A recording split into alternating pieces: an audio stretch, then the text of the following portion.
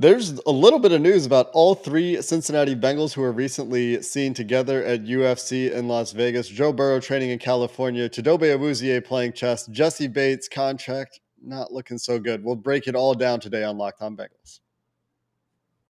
You are Locked On Bengals, your daily Cincinnati Bengals podcast, part of the Locked On Podcast Network, your team every day.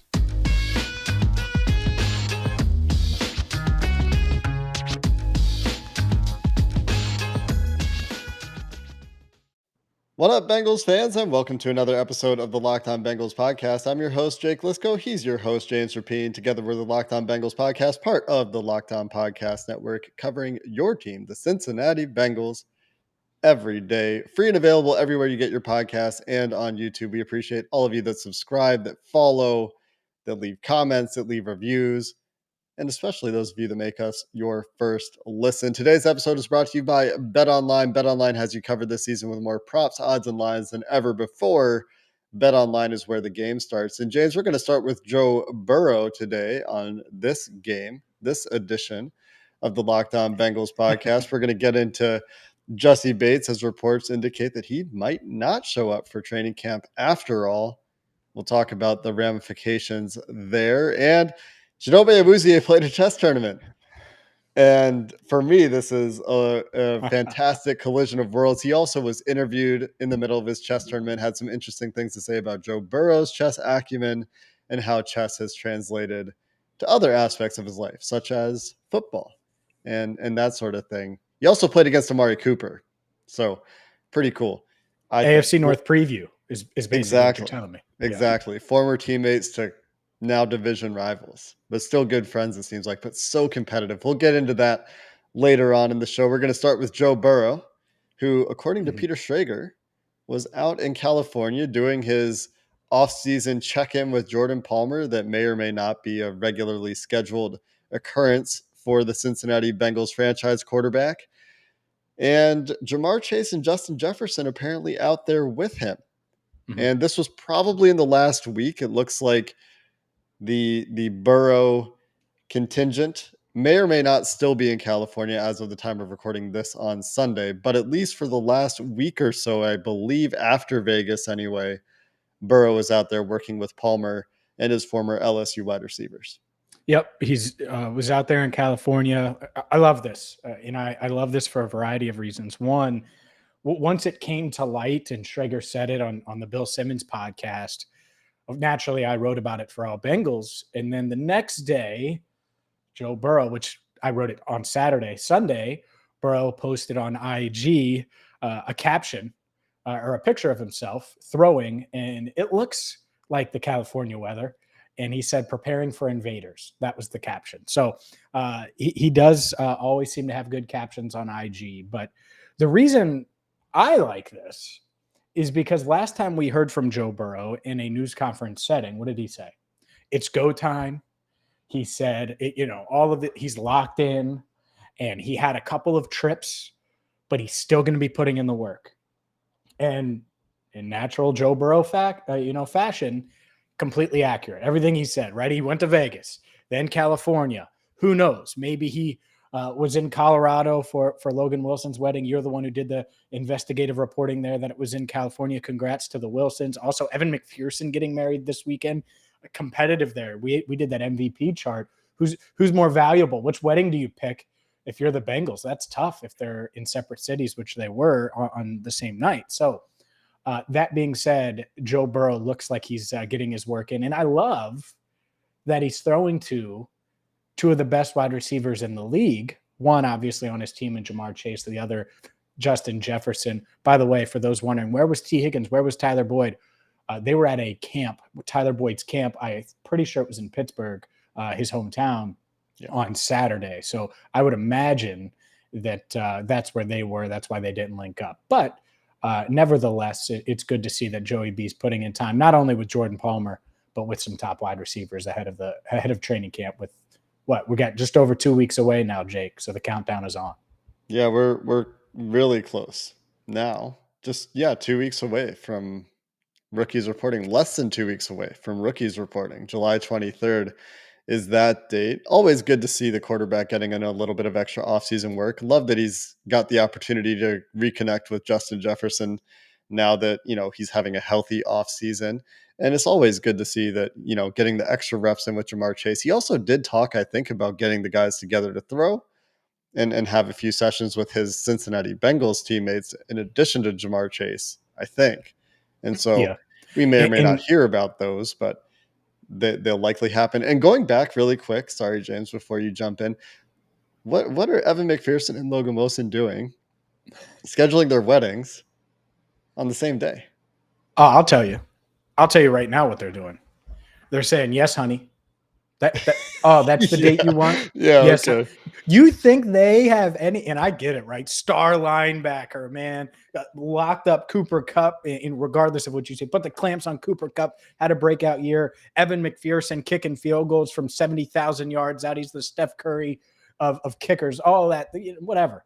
I'm But just saying, Money Mac and Logan Wilson, if they they're know better. if That's there are why. concentric friend circles, if there's a Venn diagram with significant overlap of those friend circles that they wanted to intend, and maybe there's not, right? Maybe it's just, a few Bengals teammates had to make a decision. Then, you would think you might coordinate with your friend. I don't know. Maybe Evan McPherson's now wife is not particularly close with Logan Wilson's now wife, and that wasn't an issue. But I mean, yeah, well, they're coworkers, right? I mean, that's how you view it.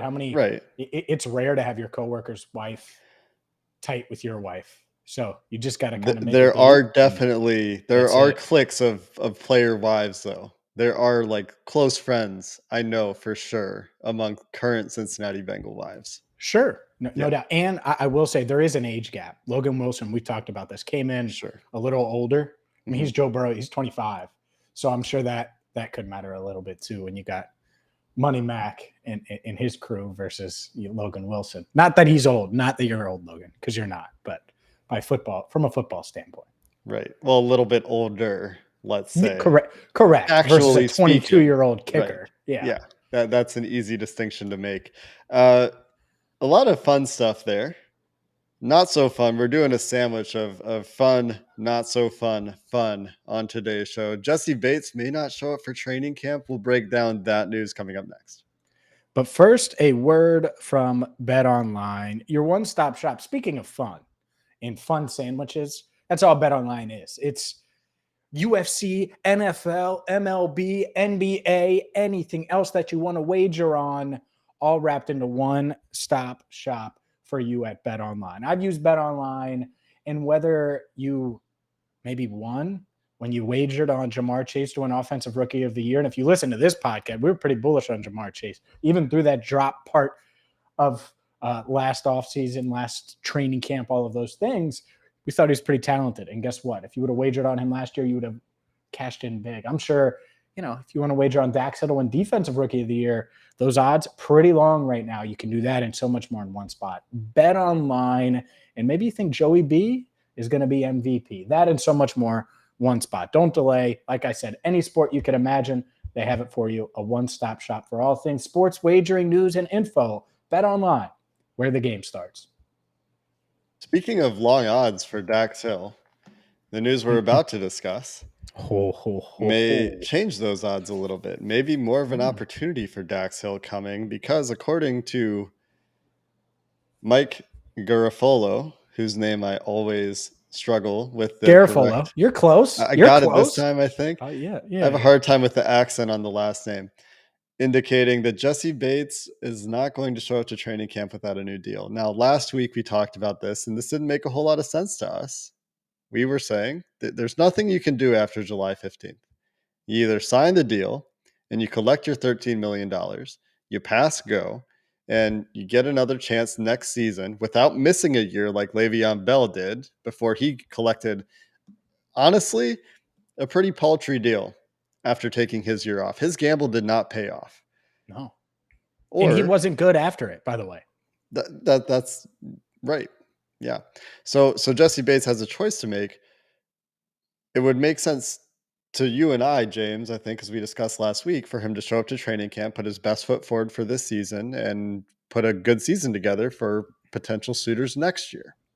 If a deal doesn't get done, which looks unlikely at this point, According to reports, nothing has changed. The gap between 13 million and 18 million, too big to bridge, apparently, at this point for Jessie Bates and for the Bengals, may not show up to camp. Losing those valuable reps, losing that valuable preparation time. Now, from a financial perspective, if Jessie Bates comes and signs his franchise tender before week 1 and practices that week and is available to the team for week 1, he doesn't lose any money. The game checks don't start until week 1. But from a football perspective, from a long-term career perspective, you wonder how detrimental that might be. And maybe it'd be fine, right? Maybe Jesse's good enough, but missing those reps, missing that time with your teammates is a little bit tough, I think, in terms of getting ready for a football season when he struggled in the regular season last year at times. Breaking news. The Bengals and Jessie Bates aren't going to get a deal done before July 15th. Wow. Crazy take. I didn't put the chain on for that, by the way. And I don't even really think I should have put the chain on, but, I felt like something cool on my neck here as I go and maybe not send a message, but be honest with Jessie Bates here.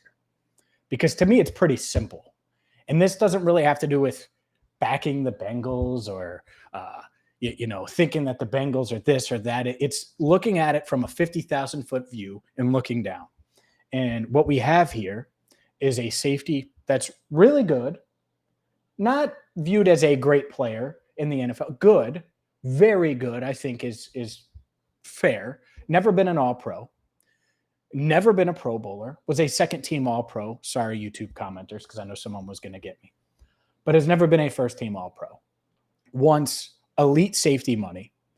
ESPN's Jeremy Fowler has been doing these rankings all week with NFL executives and coaches and players, and Bates was 6th in the safety rankings. Not first, not second, not third, not fourth, not fifth, 6th. So the Bengals are paying him like a top 5 safety. That's what the franchise tag is. They don't want to pay him $18 million per year, which would make him a top 2 safety. Minka's the only one that's making that type of, annual average value, annual average salary, whatever you want to call it. And so knowing that the Bengals aren't going to blink, that they're not going to do that, and maybe they do. You'd never say never, but I'm going to say it, never. Before the July 15th deadline, it's a simple question, Jesse. What do you want to be? Do you want to be a distraction? Do you want people like me to ask every player in the locker room about you at one point or another? Okay, let's set that aside. Do you want to be an elite safety? Not very good, elite, all-pro this year? You want all those flowers? Do you want to be second or first in the rankings next year? Because I think he's capable. I really do. I think he could make a huge leap. I think he could be this great tackling, passes defensed, interception machine. Maybe he has 7 interceptions this year because teams are trying them deep, and man, Jessie Bates just isn't seeing it and isn't having it, and he has this amazing year. I don't think you start off having an amazing year by missing camp. I think that's extremely hard for anybody. And so someone like Jessie Bates, this is the biggest year of his career. The biggest year probably, and I don't think I'm being dramatic here, biggest year of his life from a professional standpoint. You can train all you want on your own. It's different when you get to camp. Do you really want to miss those reps? Do you really want to miss that time? You're going to get paid the same regardless. I understand that. I do. But there's no more negotiating. There's no more posturing. I don't think you're more likely to get hurt at camp than you are, going through drills and working out on your own. Zach Taylor's camp and really NFL camps in general aren't that hard hitting. They aren't that crazy. And so to me, if Jessie Bates is serious about 2 things, the first of which, selfishly, and we all are this way, I would be this way too. It's not team first. It's what's going to make me the most money long term. After July 15th, it's balling your ass off in 2022 and being the best version of yourself. Well, how do you get that? To me, it's showing up for camp. I think that. Put in all the work, being around your teammates, making sure you gel with these young guys in the secondary that you haven't even met yet, all of those things. And then 2, what is best for the team in winning a ring? Because that's the conversation they should be having. How do you get over the hump and win Super Bowl 57? And to me, it starts late July. So we'll see if he shows up to camp or not. But man, and maybe he comes midway through, and I'm not like judging him, but if he's all in on being the best he can be this year and all in on winning this year, and by the way, if you help the Bengals win, the Cincinnati Bengals, ask CJ Uzama how his bank account feels. It matters in league circles. It just does. So if he goes out there and has a career year and the Bengals win the Super Bowl, he might be the highest paid safety in the league next year. And so that's the part of it that I hope he takes the long view here and not the short view. Because short view, it's easy to say, they're not paying me, they don't value me, I'm not coming. Fine. But is that going to give you put you in the best position to succeed in 2022 personally and as a team? I'm not so sure it is. Yeah, I agree that I think being in training camp probably prepares you the best to have the best season with your team. You can do all the work you want as an individual football player to get your body in shape, to get your mind right, to sharpen your individual talents and skills. But football ultimately is a team sport. And if you want to have a good season on the field, you probably need to get those reps in with your teammate in your system. And you probably have a pretty good idea of what your system is at this point. It's not going to change a ton. But for the wrinkles, for the 3 safety sets that they're going to do more of if Dax Hill stays healthy, which Ricardo Allen couldn't for a lot of last year, it's hard to see that those reps don't matter. I think for every position, I would say that those reps are really important. And I think especially for a guy who's supposed to be a leader of your defense, that again is going to be pretty important. Just a quick note, ranked 6th in ESPN's rankings, as you mentioned, James. Highest ranking was 2nd, lowest ranking out of the top 10, which is pretty common. Marcus Williams, Baltimore Ravens, highest ranking 2nd, lowest ranking out of the top 10. A lot of diversity of opinion on NFL safeties, which I found to be pretty interesting. Like Budda Baker, highest ranking 1, lowest ranking out of the top 10. Derwin James, highest ranking 2, lowest ranking out of the top 10. So some crazy out of the top 10 for Derwin. That's kind of wild to me. I would some never pretty interesting stuff. Even the number 1 player on the list, Justin Simmons, highest ranking 1, lowest ranking 8. So some diversity of opinion for sure. Minkah Fitzpatrick, highest ranking 1, lowest ranking 6. Minkah, obviously the highest paid safety in the league. The 6th highest paid safety in the NFL right now is Eddie Jackson at $14.5 million. So if you're looking for payment based on this list that Jeremy Fowler has put together based on his survey, then you should be paying Jessie Bates around $15 million a year. And is that deal on the table? We'll never know. I don't think we will know. I don't think it gets it done, though. I think that's what we've seen. Because if the Bengals are willing to pay him 13, I think they'd probably go 15. I think that might have gotten done last offseason. And to me, it's now Minkah's deal's done. I want Minkah money. And by the way, I don't blame Jesse. I don't want people thinking that. But go out there and ball out and show you are a first-team All-Pro. Like, show it. Show everybody. Well, that's certainly what the Bengals have said. That's what they said last year at this time. They're saying, no doubt, we need to see it. And he had his worst season statistically. A rough regular season, for sure. Was great in the playoffs. It's unfortunate, I think, bottom line, for Bengals fans, for Bengals supporters, for people that want to see the team do well, that this doesn't look like it's going to happen. All signs indicate, I would say, that Jessie Bates will be a free agent this time next. Well, not this time next year. We'll be playing for another team this time next year. And the Bengals, at least, drafted Dax Hill. We'll finish up with a fun one, James. Chidobe Awuzie playing in Blitz Champs, a chess.com chess event, talking smack with Amari Cooper. Had a fierce battle. 6 NFL players playing in this tournament. Pretty fun stuff. We'll wrap up the show there coming up next. But first, I have to tell you about rockauto.com. And rockauto.com is as consistent as you could ever want. And there's nothing better than consistency when it comes to your automobile. You want it to start. You want it to get you to from point A to point B. And you want to do it with quality parts at the lowest cost. And that's what rockauto.com has been doing for more than 2 decades. They're a family-owned business. I've used them. And here's the thing. Yeah, you could go to a big box store and ask Earl if they have the parts in stock. Or you could go to the dealership and pay 30, 50, 100% more. Or you could save money, shop from the comfort of your own home, get the same quality parts, have even more variety, especially for the big timers like Jake Liscow who drive the Mercedes-Benz. Yeah, I fit that in there. And yeah, they have Benz parts, Daewoo parts, Ford Bronco parts, anything you can imagine at rockauto.com. So go there now. Don't delay. Go to rockauto.com. See all the parts available for your car, truck, and be sure to write Locked On in there. How did you hear about us box so they know we sent you? Amazing selection, reliably low prices, all the parts your car will ever need. rockauto.com. People that have listened to Locked On Bengals for a long time, James, know that I like chess. I think it's a fun game. I think it really stretches the mind in ways that are translatable in other ways in life. And we know that Chidobe Awuzie and Joe Burrow have been playing chess together.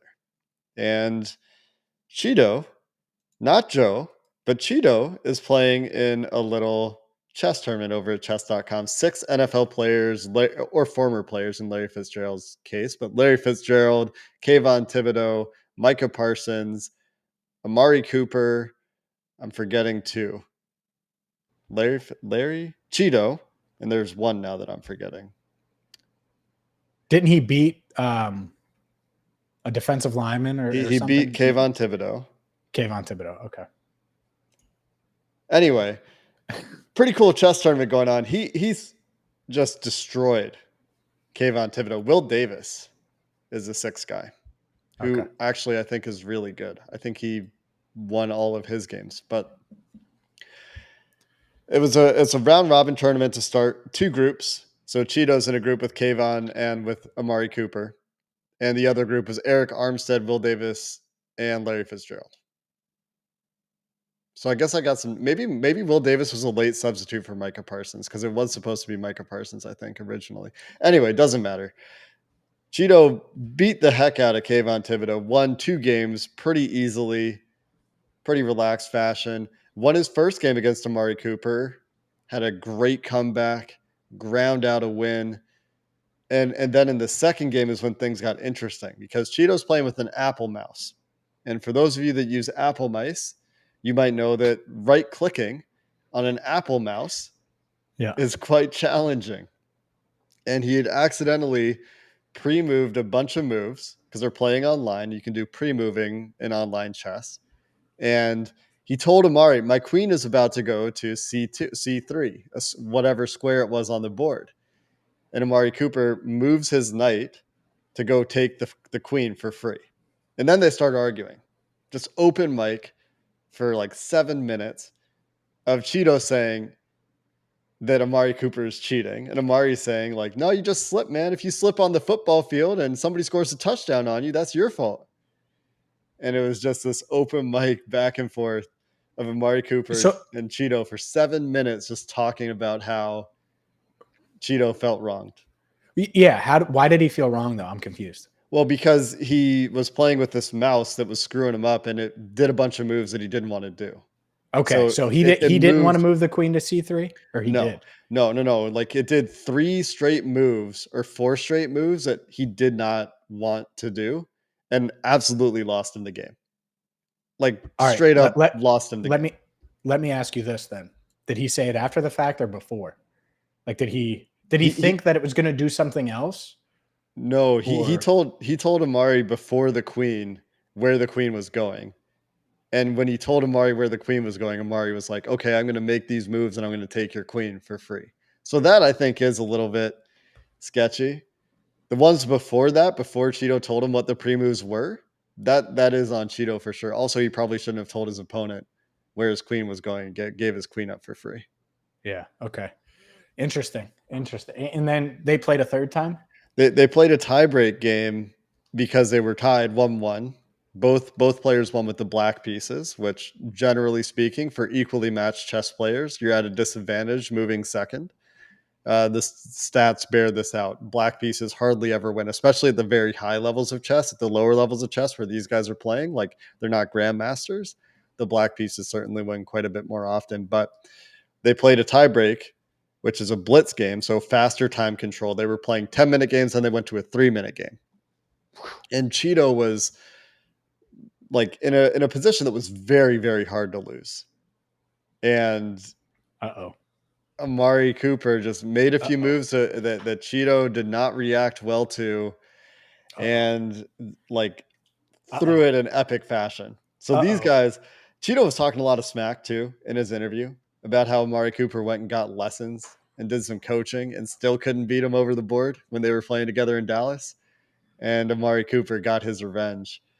But look, it's going to be a nice little preamble to these guys going against each other on the field. It seems like they have a really good relationship. But what stood out to me was just how competitive they both were, and the football competitiveness really translating to the over-the-board chess competitiveness. Like these guys, and Cheeto said this about the Bengals locker room too. Like Joe's the only one that really plays with him because Joe has this mentality. Joe Burrow has this mentality where he wants to get better. He wants to learn. When he gets his butt kicked, he's not just like, all right, I'm never playing this again. I like to do things that I win. And so he's like, yeah, we have to take it easy on some of the other guys in the locker room when they play so they don't get scared off. Yeah. I thought that was pretty funny. Yeah, I could see that. And I could totally see Joe being that way, right? How does he respond to losses? The dude watches Super Bowl 56 the next day, treats it like any other loss, which is smart. Here's the thing. Two things. One, I didn't watch this. You watch this. Obviously, you're more involved, interested in this. But the thing I loved about it was that Jake Liscow was giving me Twitter DM like play-by-play updates. And, they play-by-play strong, but updates. And I loved it because I was getting the best of both worlds. Because I was kind of curious if, being competitive, if Cheeto was going to win. At the same time, did I care enough to go to chess.com? I did not. So that worked out well. Second piece to this. Of the two, and all of our listeners agree, Amari Cooper, you want him to win on Saturday, July 9th in a chess match against Cheeto versus on the football field. And that's an interesting dynamic that I really haven't thought of much following the Cooper trade. The fact that they were teammates in Dallas, that they know each other, that Cooper is clearly the number one in Cleveland. Cheeto clearly the number one corner on the Bengals. That's going to be a fun one. And it's kind of gotten overlooked because of all the drama that's going on in Cleveland right now, and rightfully so. But yeah, that'll be fun. Yeah, I think it'll be fun for sure. Cheeto also talked a little bit about how he feels chess prepares him for football, talked about pattern recognition, talked about after he started playing chess, his ability to prioritize really improved. And he feels like it's really helped him to organize his life and has helped him on the football field. Also mentioned that Joe Burrow has beaten Cheeto straight up without odds. So Joe Burrow is pretty good at chess too, because Cheeto, for those of you that don't know anything about chess, it's based, your ranking is based on an elo system. You beat somebody who's ranked better than you gain points. You lose to somebody who's worse than you lose more points. The highest rated chess players are in the 2700s, 2600s. Cheeto is probably around a 14 to 1600 rapid player, which was a 10-minute time control they were playing. He's got thousands of games on chess.com, like 4,000 games. Wow. On chess.com of blitz games. And he's won just a little bit more than he's lost, probably about a 1,500 or so in blitz. And Amari Cooper's got like 8,000 games on chess.com. Wow. These guys play a ton of chess, which is kind of crazy to think about. And I'm pretty sure that in the Bengals locker room, Burrow and Cheeto, they'll just leave the game like there, and they'll just make a move or two when they can. They don't play blitz where it's time constrained. I bet they do a little bit. I'm sure they do some of that. Maybe they do both, right? Yeah. Where they're like, all right, well, we only have 4 minutes here. But I know it sits there and it's like, don't move the pieces, don't touch them. Oh, yeah. As well. So, yeah. It's fun stuff. And you can see Cheeto's account on chess.com. If you're into chess, we're gonna leave this here. Cheeto Knows, KNOWS, Cheeto Knows is his chess.com username. I think this is public information. I'm not leaking anything. This is the account that he was playing with in the tournament. So don't go bombard him with like chess friend requests or whatever. That's obnoxious, but you can go check out his games and his history over at chess.com. That's going to do it for this episode of the Locked On Bengals podcast. We've been talking about this look around the AFC North for a while, and then all this news happened over the last few days, and we had to make sure we hit it, specifically the Jessie Bates and Joe Burrow stuff. But we will get to that look around the AFC North, which has been a pretty crazy offseason for each team. We haven't really gotten into the details of any of those things and how they impact the Bengals. So we'll talk about that pretty soon. If you need more NFL content, go check out Locked On NFL. You might catch James Rapien if you catch it on the right day of the week, and that would be on Wednesdays. Is that right, James? Yep, still Wednesdays. There you go. Until next time, Bengals fans, thanks for listening to the Locked On Bengals podcast. We appreciate every single one of you. Hoo day, and have a good one.